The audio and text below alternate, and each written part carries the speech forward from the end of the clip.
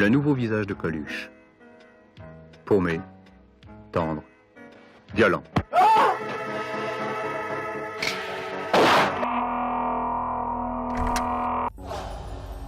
Voir un acteur comique tout exploser avec un rôle particulièrement dramatique, ce n'est pas monnaie courante. Beaucoup s'y sont cassés les dents. Dans les années 80, Coluche est l'un des trublions préférés des Français. Il cartonne sur scène et en salle, et va même jusqu'à oser se présenter aux élections présidentielles de 1981 pour la blague. Il finit par retirer sa candidature face aux intenses pressions de ses adversaires, gênés par son succès auprès des électeurs. Dans les années 80, Coluche secoue la France. Mais un comique qui fait marrer n'est pas forcément l'homme le plus heureux du monde. Et en 1983, ça va pas du tout. Sa femme l'a quitté, et son meilleur ami Patrick Devers s'est suicidé. Il doit beaucoup d'argent aux impôts et il sombre dans la drogue.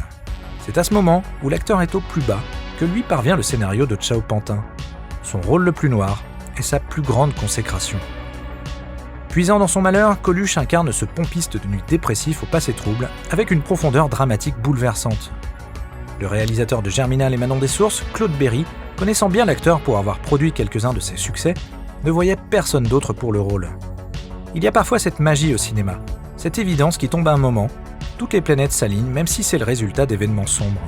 On peut aussi parler d'opportunisme de la part de Berry. Mais toujours est-il que dans Ciao Pantin, Coluche crache ses tripes en silence.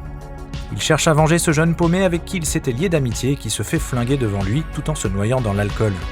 Il arpente ce Paris froid et humide, visite ses appartements insalubres et ses PMU miteux, croise ses dealers et ses punks, un univers loin de la carte postale habituelle qui sert de toile de fond à un polar impitoyable. Le flingue côtoie les larmes et le rhum pur. De cet amoncellement de misère émerge une œuvre colossale. Jamais drôle, mais qui parvient si bien à entrer dans la psyché des personnages que l'on s'attache à eux irrémédiablement. C'est un véritable diamant noir.